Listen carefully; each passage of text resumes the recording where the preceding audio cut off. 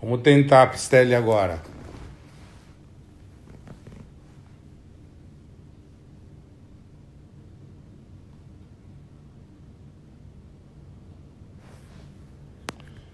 Tá. Pistelli, você entrou, certo?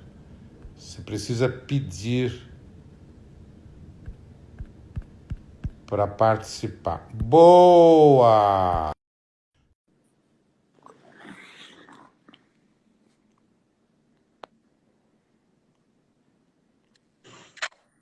Agora estamos junto. Grande Pistelli!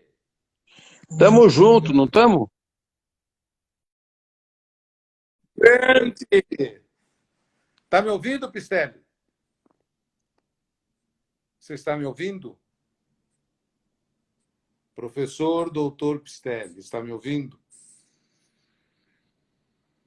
Fala, Pistelli. Tudo bem, vamos falar. Está me ouvindo? Estou te ouvindo bem. Ótimo. É uma honra para É uma todos nós honra. do MIP recebê-lo. Para mim, Pistelli é um fratello amico emociona. É um irmão amigo desse notável médico, cirurgião ortopedista, especialista em cirurgia de mão, escultor, desenhista, pintor, um verdadeiro Gustavo Courbet encarnado. É muito, é muito. Vamos ficar só no pincel. Segura, um cirurgião da alma. Quando eu vou ao seu consultório como paciente, e entre as suas manobras clínicas, conversamos sobre nossas origens imigrantes, Dante Alighieri, a vida afetiva dos antepassados, Foi o que misturado nos. com Epícoro, Demócrito, Lucrécio. Nossa, Mas aquele por lugar. que que eu te chamo de cirurgião de alma? Aguenta. Porque você, Pistelli, como cirurgião raro, privilegia o encontro com o paciente. E você não vê o osso fraturado apenas. Você enxerga a origem da fratura, que nasce da fratura da alma. Você tem o privilégio raro de ressoar com o paciente. E esse paciente seu é sempre acompanhado de dor, de desespero, de medo, medo da perda de um movimento, medo de morrer uma parte da sua existência. E aí surge Dr. Pistelli, um médico que ama desde sempre a profissão. E esse amor permite, Pistelli, que o paciente deposite em você aquele momento único. Poderíamos chamar de roading, suporte, transferência, continente, coisas que não se aprende. Você nasceu com essa possibilidade intuitiva, médica, curativa. E você fez o caminho da sua trajetória de vida enfrentando o sofrimento humano. O envelhecimento do corpo, um mundo externo incontrolável e a profunda dificuldade de se relacionar com o próximo. E essa compreensão toda sua te faz cirurgião de alma. Boa noite, doutor Pistelli. Boa noite, Brigante. Obrigado pelas palavras. Eu estou aqui entre surpreso, feliz e um tanto quanto constrangido perante o saber dos psiquiatras que eu conheço. São pessoas que são carinhosas, ligadas ao meu coração, que sempre me enalteceram com a confiança da amizade, do profissionalismo, e eu pude, da melhor maneira possível, retribuir essa confiança e trazer para dentro de mim todos os ensinamentos que vocês, nas sublinhas, me transmitiram. Então, eu estou aqui trabalhando e lembrando que nós chegamos aqui através das nossas origens, né? Stanley, qual foi a marca na infância, um imprint, que te transformou nesse médico brilhante? Sorry te invadir assim, né? Não, eu tenho uma história assim que eu sempre lembro. Aliás, eu tenho sempre uma conversa, né, com os meus antepassados. Eu sempre estou em diálogo com eles porque eles foram tão meus amigos, foram tão leais comigo, nunca me traíram no meu objetivo e nunca se ausentaram da ajuda quando eu era um infante, que eu sempre retorno à memória deles em forma de agradecimento e em forma de tirar dúvidas. Quando tem uma dúvida muito séria perante um caso de um paciente, perante uma decisão profissional ou pessoal, eu recorro a eles. Eu falo, e aí, como é que faremos agora? Que legal.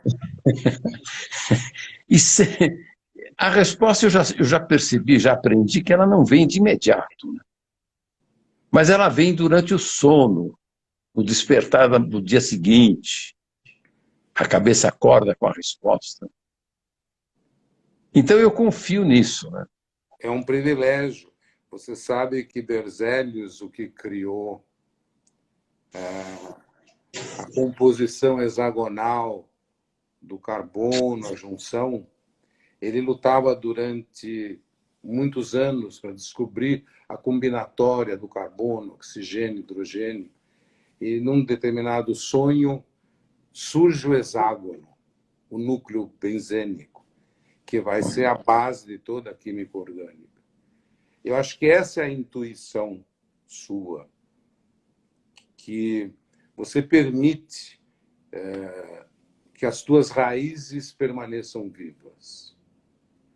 Você nunca fugiu da tua origem, dos teus Otávios, né? Do teu irmão Otávio. Meu tio Otávio. Ah, você também tinha um tio Otávio. Porque quando... Permita-me contar essa pequena história.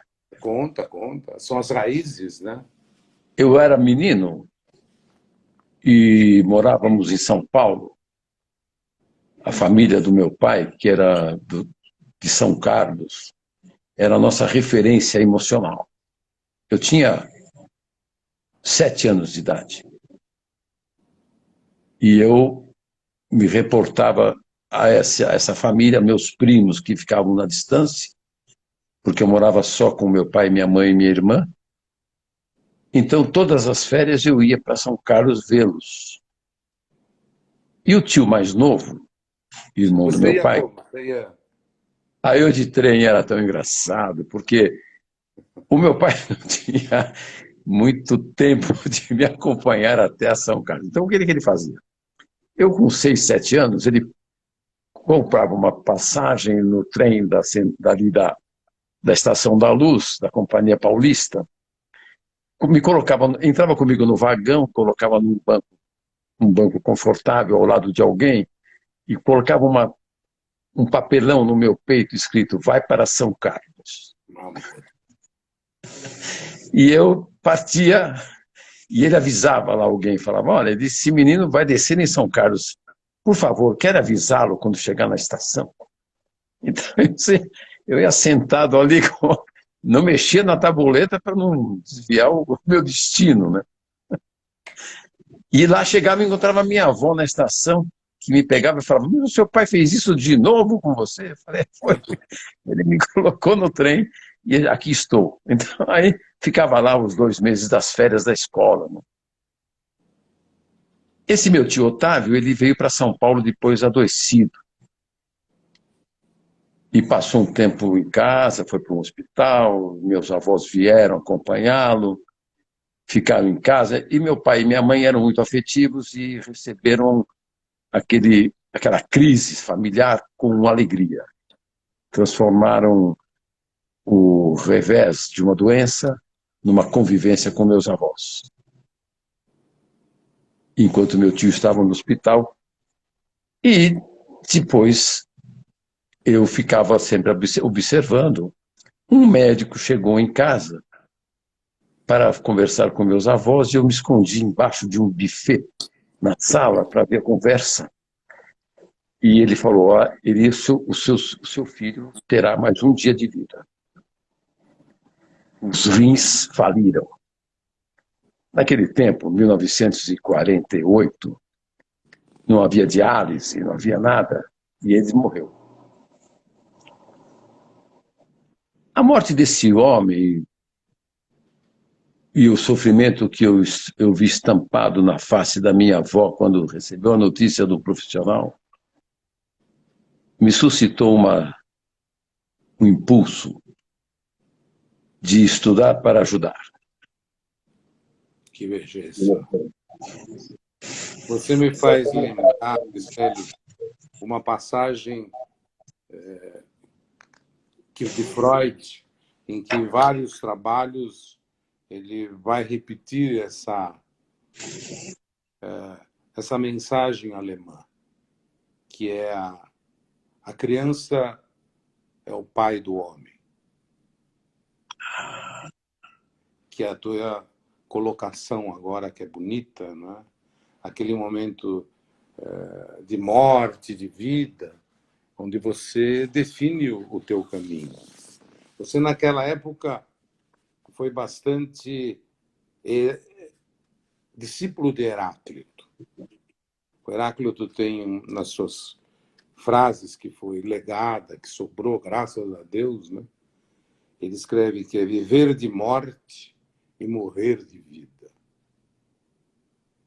E isso tem múltiplas interpretações, né? Uma delas é que naquele momento em que você viu a dor, o sofrimento, a morte, você lutou pela vida e o faz brilhantemente até hoje. E esse garoto é eterno dentro de você. Jogamos o paciente e eu no mesmo time, eu falo, né? Isso. Não estamos em campos opostos. Lutamos no mesmo time para vencer a doença. A angústia de um paciente fraturado, o medo da incapacidade que aparece no momento do acidente. Terrível. Aí você dirime a dúvida, né? Eu me lembro que uma vez eu estava... Posso falar? Deve. Eu estava Pediram para que eu visse... Eu estava no interior, pediram para que eu visse um paciente que tinha um defeito de marcha. Ele tinha sofrido um acidente há muitos anos e mancava para caminhar com muita dificuldade e pouco conseguia trabalho. E já tinha uma certa idade, e eu falei, traga ele aqui para conversarmos. E aí eu me lembro hoje que ele falava, eu manco porque uma fratura no meu joelho, colocaram um parafuso que me incomoda. E eu falei, mas como foi essa história? Ele comentou uma história que ele tinha sido operado, vários curativos sob anestesia, fratura grave, que estava com parafusos na perna. Eu falei, vamos ver, vamos fazer uma radiografia. Fizemos uma radiografia e não tinha parafuso algum. Eu falei para ele, meu senhor, numa daquelas intervenções que o senhor recebeu como curativo, tiraram os parafusos. O senhor pode caminhar normalmente. E ele, muito simples, falou, é mesmo? Eu posso? Não vai quebrar o parafuso? Eu falei, não, senhor, não tem mais parafuso. E ele saiu do consultório andando como se fosse uma criança, sem mancar nada. Então você vê que o medo fica sempre dentro da mente da pessoa do paciente se não for bem orientado da possibilidade de recuperação que ele tem. E eu vi esse homem de costa, quando foi caminhando embora, caminhando sem mancar. Eu falei, nossa, que coisa. Ele caminhou com um parafuso imaginário todos esses anos e agora tiramos. Entendeu? Então tem essas coisas, tem essas situações que você colabora com a atenção, com a dedicação e traz um benefício definitivo.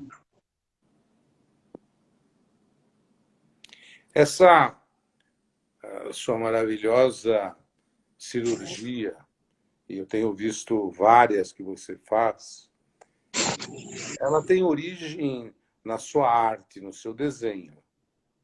É. Isso tá bem. Vamos voltar lá para trás.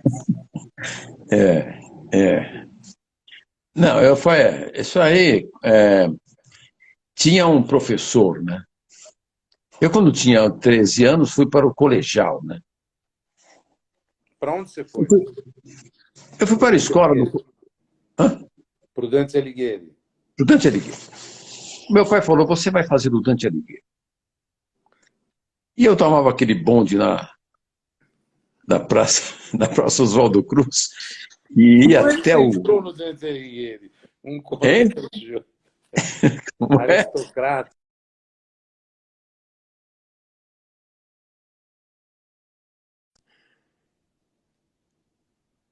Eu entrei e, bom, descia lá na Avenida Paulista, atravessava o Trianon, eu vi aquela estátua maravilhosa do Brecheret, que tem ali, o Fauno, né? Eu passava no Fauno, convidava, como que eu desse bom dia, Fauno. Então, eu ia para o Dante Alighieri. E lá encontrei um professor, Vicente Mecotti, professor um fiorentino de uma sensibilidade especial. E disse a ele que queria fazer medicina. E ele me deu um livro de anatomia da biblioteca da escola e falou, desenha essas figuras. Vai desenhando, vai vendo como é que são as projeções, as dimensões, as proporções. E eu fui desenhando. Eu desenhei o livro durante muito tempo. E aquilo ficou gravado como uma atitude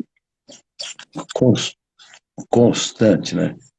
Depois eu levei isso para cirurgias. Quando eu fui para a anatomia da Santa Casa, graças a Deus, uma escola onde eu pude sentir a arte no ar, né? A própria arquitetura, a relação com os professores, a relação direta com os pacientes. E eu vi aquelas figuras de anatomia representadas nas dissecções de cadáveres que nós fazíamos com o professor Aidar. Eu me lembro você dissecando lá. E desenhava os cadáveres. Você se lembra disso? Lembro. Então, e daí comecei a desenhar as dissecções, depois comecei a desenhar os movimentos de ortopedia, e aí ficou um hábito, mais do que uma tarefa. Ficou um hábito muito arraigado dentro de mim, que eu faço isso até hoje. Eu desenho antes de operar. Eu sei, eu tenho todos os desenhos que você foi organizando a minha coluna.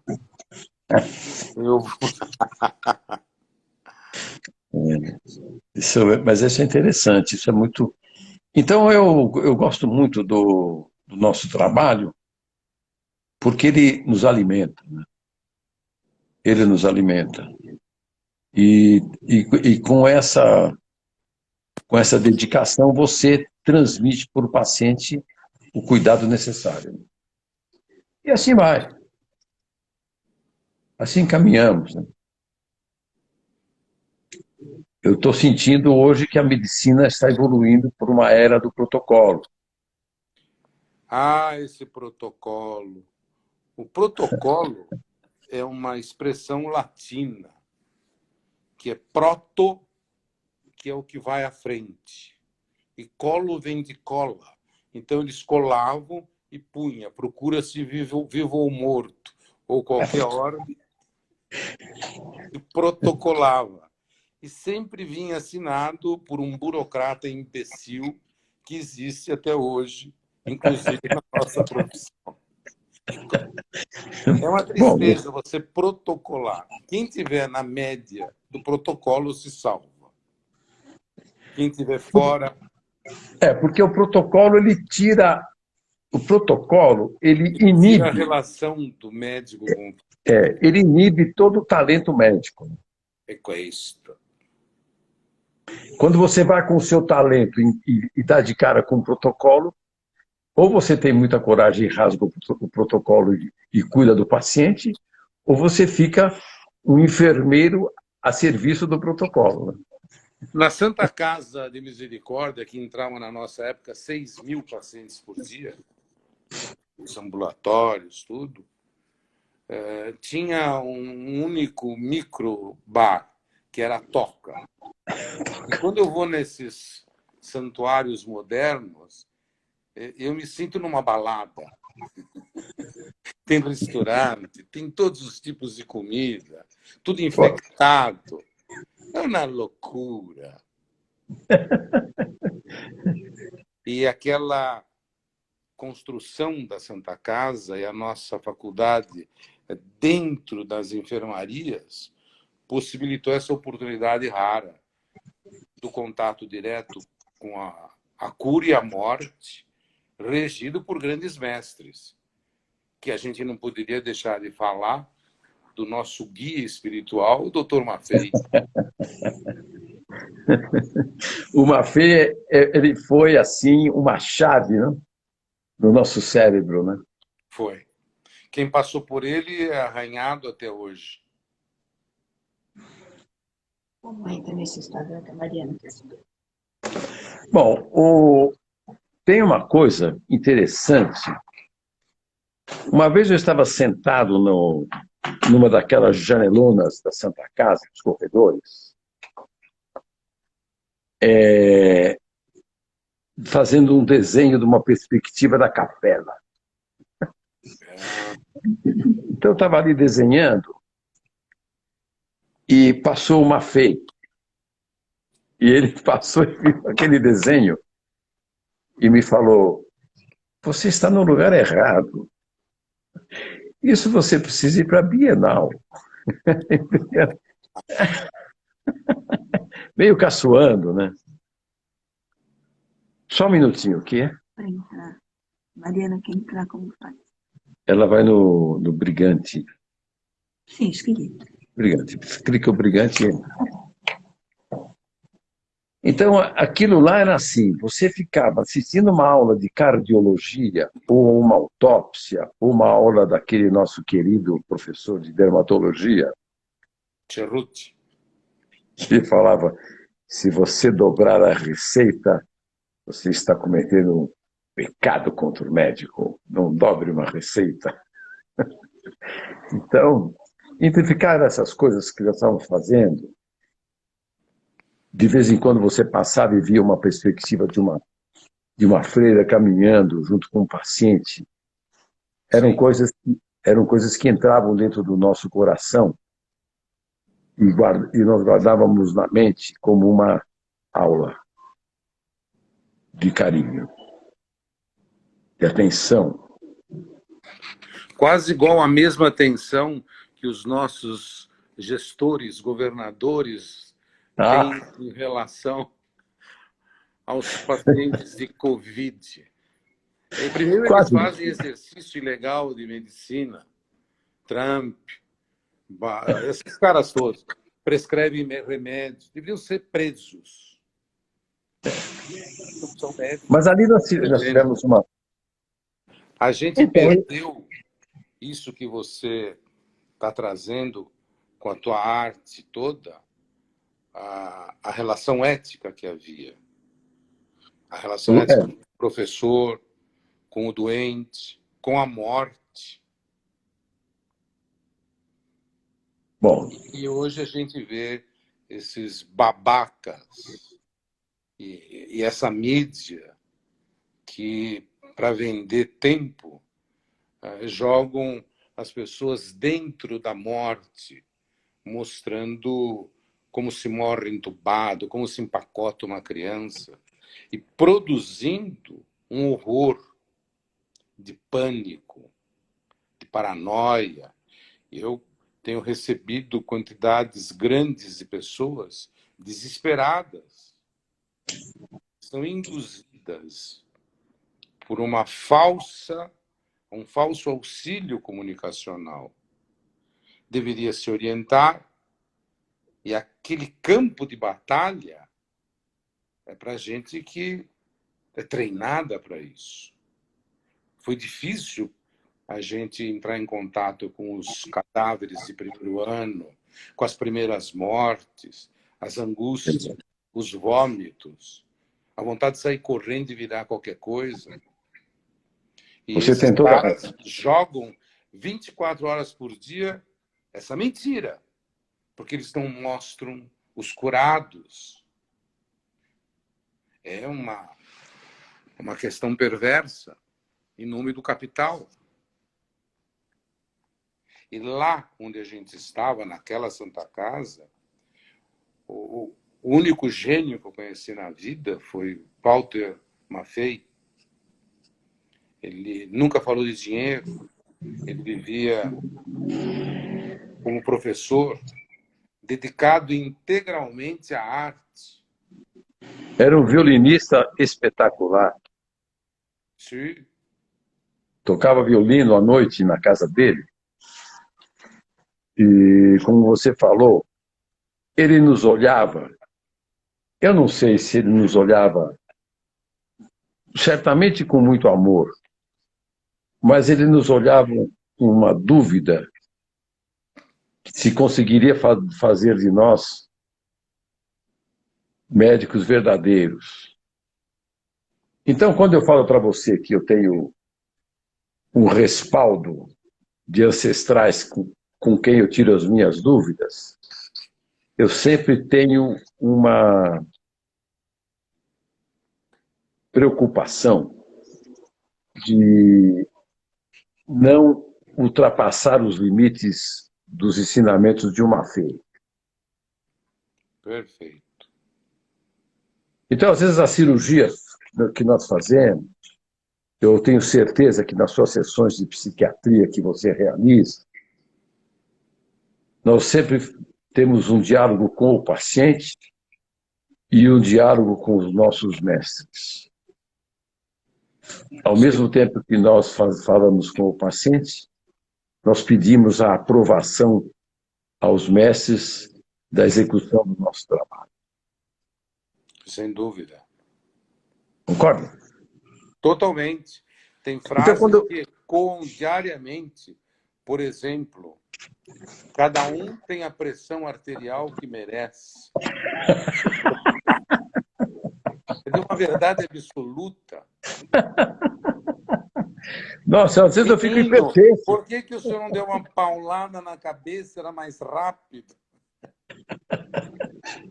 E outra maravilha dele, naquela sala, naquela aula que ele dava de patologia, ele dizia que nós não precisamos frequentar, porque era uma aula desnecessária, era sobre doenças. E nós seríamos todos médicos camelôs de laboratório. Exatamente. Viva que é o que você... cloroquina! Camelôs de laboratório. Eu tomava uma porrada de manhã, de tarde e de noite. Eu me lembro que, quando nós estávamos no plantão da ortopedia, um paciente que teve alta era um dentista, e ele já era um senhor, e quando ele saiu do pavilhão, Fernandinho, ele doou uma cadeira de dentista para o pavilhão. E essa cadeira ficou num daqueles terraços que tinha ali na fachada. E eu estava lá de plantão às 2 horas da manhã, e um homeless caiu na construção do minhocão de cabeça e não morreu, mas se amassou todo o rosto. E foi lá para a Santa Casa, maltrapilho, sujo, imundo, e falaram para mim, vamos cuidar dele? Eu falei, lógico, temos aí uma cadeira de dentista, vamos colocá-lo sentado para fazer a cirurgia da face desse homem. E nós ficamos ali, com a luz acesa do abajur, do terraço, na madrugada, com anestesia, e ele só falava, não sujem a minha roupa, que eu estou sangrando. Então, essas coisas aí foram epopeias que eu nunca mais esqueci, e devo a esse homem, até hoje, a oportunidade de ter feito uma reconstrução de face, coisa que nós não fazíamos na ortopedia. Né? Mas, com boa vontade, os colegas e eu fizemos um trabalho interessante. Então, tudo isso apareceu com uma espontaneidade do amor pelo hospital, pelos colegas, do interesse pelos pacientes. Então, eu entrava lá com um fanismo, como se eu fosse para uma batalha. Eu estava com o peito aberto. Eu era um herói. Né? Só que depois disso, eu tenho que baixar a bola. Eu não posso... Talvez eu tenha que procurar um psiquiatra para me... Eu estava com o Tomé no primeiro ano, na enfermaria, aprendendo a dar injeção em laranja, com aquelas enfermeiras,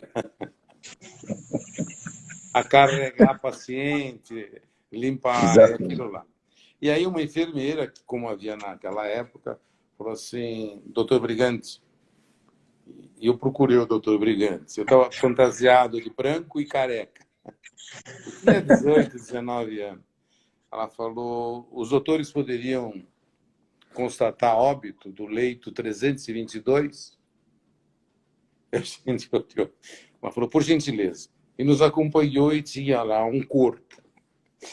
E eu e o Tomé iniciamos um teatro. Coloquei aquele meu estetoscópio virgem e coloquei no peito daquele corpo, daquele homem, e eu ouvia a batida do meu coração. Eu apertava. O Tomé foi buscar espelho. Aí ela voltou e falou assim, os senhores já constataram o óbito? Eu não sei um pouquinho. Estamos a caminho. Até que surge um assistente médico e diz assim, gênios. E nós olhamos. Quer dizer que vocês não diferenciam um ser vivo de um ser morto. Eu falei, correto. Eu falei, então, você tem toda a razão. Gostei da resposta. Vamos começar a entender como é que constata a morte. Isso era Santa Casa. Primeiros dias de faculdade. É uma coisa, então. Essa lembrança, eu acho que você sabe disso melhor do que eu. Eu acho que essa transfusão do afeto, a absorção do carinho daqueles professores do pronto-socorro, chegavam aquelas ambulâncias com aqueles indivíduos todos machucados. Eu me lembro de uma ambulância que tinha sido doada pela Prefeitura de São Paulo, e o paciente descia por trás da ambulância, e o degrau era muito alto, era um carro adaptado, né? Era um caminhãozinho adaptado.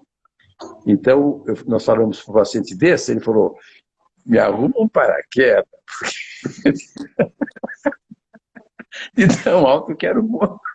Então, nós pegamos o colo no colo, levamos ele para dentro, porque ele já estava machucado, ele não conseguia andar. Então, essas coisas são, essas experiências nos fortaleceram. Quando eu fui viajar, e uma vez eu vi um grupo operando, e eu pensei comigo, eles não têm o mesmo preparo que eu da parte humana. Esther, você falou em viajar, eu lembrei, eu queria puxar, se você permite, das suas viagens à China, que você ficou lá um tempão. Puxa, aquilo foi bonito, hein? Porque eu fui para a China sem saber por quê. Que ótimo. Eu fui sem saber por quê. Foi uma coisa mais engraçada. Eu estava nos Estados Unidos visitando um serviço de ortopedia. Isso foi mais ou menos quando? Isso foi na década de 90. Eu estava visitando um serviço de ortopedia nos Estados Unidos quando apareceu lá uma delegação da China. Eram uns 8 ou 9 médicos que estavam lá visitando também o serviço. E eu fiz amizade com alguns deles, assistimos cirurgia juntos, discutíamos alguns casos.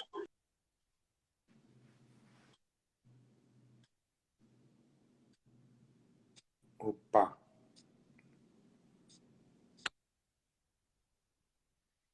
Que um deles falou para mim: você iria à China nos visitar? Eu falei: nossa, se fosse possível, eu iria. E aquilo ficou numa palavra de corredor, um convite andando. Eu voltei ao Brasil, estava em casa, recebi pelo correio um envelope com um cartãozinho muito simples, um pedacinho de papel escrito à mão. A nossa reunião inicial será dia tal, em Beijing, hotel tal, terceiro andar, sala 352. Eu falei: o que é isso, meu Deus? Corri no consulado da China, ali na rua Estados Unidos, pedi Estados lá Unidos. pedi uma entrevista lá com o cônsul. Ele falou: não, isso aqui é um convite feito por esse professor. Você tem que comprar uma passagem.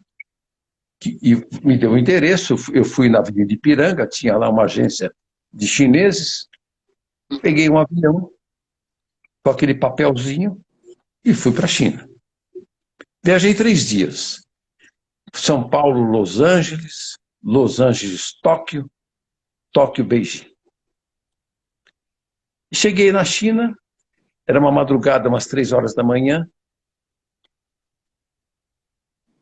Conheci um senhor americano, ele falou: você está sozinho? Você conhece aqui? Eu falei: não, não conheço, primeira vez. Tem dinheiro chinês? Eu falei: não tenho. Então vamos trocar ali daquele... Era um guichê que não era guichê, era uma coisa improvisada, uma senhorinha me deu um dinheiro, trocou comigo. Aí pegamos uma condução que era um carro de uma granja, não tinha táxi. Era um carro de uma granja cheia de caixas de ovos. O americano, que era mais velho, falou: eu vou na frente sentado, você vai atrás, porque eu não gosto de sentar nas caixas. Então eu fui sentado. Chegamos, o homem me deixou no hotel, eram umas 4 horas da manhã, dormi um pouco, acordei no dia seguinte com o papelzinho, fui à reunião, entrei na sala e comecei uma viagem que até hoje eu me recordo como uma experiência interplanetária, porque eu não conhecia, eu era o único sul-americano convidado por esse grupo. Fui pela Fundação Eisenhower, que abriu esse espaço. E fizemos um périplo cirúrgico por toda a China. De Beijing, fomos a Xangai, a Wuxi, Xi'an, Guilin. E eu fui visitando. Cada vez que eu estava num lugar, eu visitava a parte histórica da China. Tenho muitas fotografias com crianças chinesas. Naquele tempo tinha aquelas máquinas Polaroid. Então você tirava uma fotografia e dava para a família ficava exultante, porque no fim eu estava no hospital, vinham bater lá na porta do hospital para eu tirar fotografia. Trazia uma criancinha, tem um fotógrafo aí, ele fotografa as criancinhas. E aprendi muitas coisas lá, principalmente uma coisa que se chamava solidariedade. Todos almoçavam na mesma mesa de refeição, pacientes e médicos. Os que podiam andar, andavam até a sala de refeição, Os que não podiam andar ficavam no leito. Os pacientes que podiam se locomover davam um banho nos que não podiam se locomover. E quando terminava uma cirurgia do professor Gu, que era o professor mais importante no mundo sobre transferências nervosas e paralisias, fazia milagres de cirurgia, cirurgias de 12, 15 horas. Quando acabava uma cirurgia, ele, o anestesista e mais um assistente limpavam a sala para o próximo colega entrar. Então eu comecei a perceber que a vida deles era uma vida rica na experiência, rica no conhecimento e extremamente solidária. Quando chegava o fim de semana deles, que variava muito, cada um tinha um dia, nós íamos visitar o centro da cidade, que não tinha televisão, não tinha nada. Nós íamos ver um pagode. Subíamos no pagode, vimos a cidade por cima, e estava feito o passeio. Voltávamos para o hospital. Maravilha, Picelli. Picelli, está fechando aqui o nosso tempo. Tá bom, um abraço. Obrigado. Não. Falei demais. Muito legal. E eu espero fazer novos diálogos com você. Bom. Nós teremos mais um. O Bettarello fala agora, a próxima, com o Igno, na quinta. E na terça, todos nós juntos vamos conversar. O Bettarello, ele é um gentleman. Né? Ele é um gentleman. Como você. Dá um grande abraço nele e no Rubens. E no Rubens também. Um beijo. Tchau, muito obrigado. Tchau, obrigado. Tchau. Tchau. Obrigado a você.